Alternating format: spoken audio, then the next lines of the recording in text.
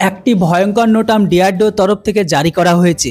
আর এই নোটামে ভারতের যতগুলো পড়শি দেশ আছে, বিশেষ করে পাকিস্তান, চীন আর বাংলাদেশ চিন্তায় পড়ে গিয়েছে। এমনকি চীনের বিশেষজ্ঞরা ভারতের আলোচনা করতে ফিল্ডেও নেমে পড়ে। এমনকি তাদের মিলিটারিকে পর্যন্ত বোঝাচ্ছে যে পিপুলস লিবারেশন আর্মির এখন ভারতের সেনার থেকে একটু হলেও সাবধানে থাকা উচিত, কেননা ভারত তাদের মিসাইলকে নিয়ে সর্বদা চীনকে ধোকায় রাখছে। বন্ধুরা, কি এমন হলো যার জন্য চীনের বিশেষজ্ঞরা তো হাউমাউ চাও শুরু করেছে? চলুন আজকের এই ভিডিওটিতে বিস্তারিত জানাবো। তবে তার আগে ছোট্ট রিকোয়েস্ট, চ্যানেলটিতে নতুন হলে কেউ সাবস্ক্রাইব করতে ভুলবেন আর প্লিজ আমাকে একটু সাপোর্ট করুন। দেখুন বন্ধুরা, কিছু রিপোর্টও এমনও বেরিয়ে আসছে যেটাতে এটাই বলা হচ্ছে যে ভারত একটি মহা পরীক্ষাকে করতে চলেছে, যেটিতে বে অফ বেঙ্গলের খাড়িতে 9000 বর্গ কিলোমিটার এরিয়াকে খালি করে দিয়েছে। হ্যাঁ বন্ধুরা, আপনারা সঠিক শুনেছেন, 9000 বর্গ কিলোমিটার এরিয়াকে খালি করা হচ্ছে। এটাকে শুনে নিশ্চয়ই আপনারা কিছুটা বুঝতেই পারছেন যে ডিআরডিও কোন বিনাশকারী মিসাইলের পরীক্ষা করতে চলেছে। হ্যাঁ বন্ধুরা, আপনাদের আন্দাজে একদম সঠিক।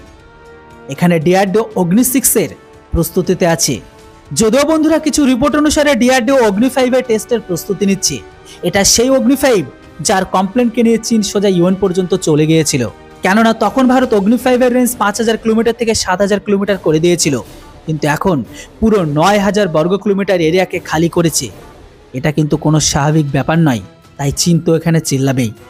রিপোর্ট অনুসারে ডিআরডিও এই সপ্তাহে এই মিসাইলের পরীক্ষাকে করতে যাচ্ছে।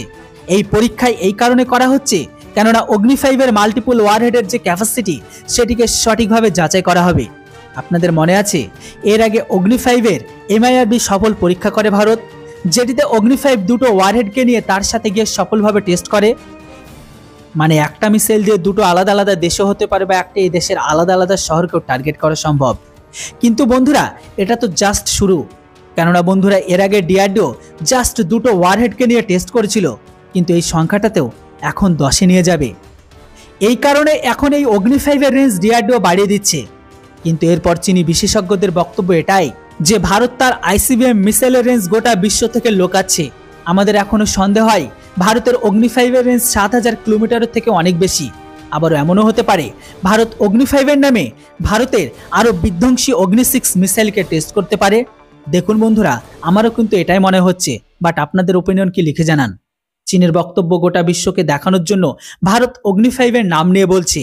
এখন এটিকে যেটি টেস্ট করা হচ্ছে সেটির জন্য যে 9000 বর্গ কিলোমিটার এরিয়াকে ফাঁকা করার কথা বলেছে, এটা সম্ভবত অগ্নি 6 এর জন্য, কেননা এতদূর পর্যন্ত মারতে সক্ষম মিসাইল ভারতের কাছে তো এখনো পর্যন্ত ছিলই না বা একদমই নেই।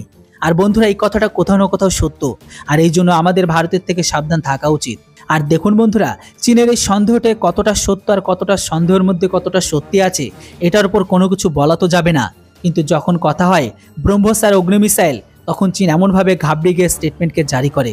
তবে যেটাই হোক, আমি আপনাদের এটাই বলতে চাই যে ডিআরডিওর এই মহাপরীক্ষার জন্য আমাদের সায়েন্টিস্টদের নামে শুভকামনা অবশ্যই করুন, যেন ওই গুরুত্বপূর্ণ পরীক্ষা সফল হয়। Thanks for watching. জয় হিন্দ, বন্দে মাতরম।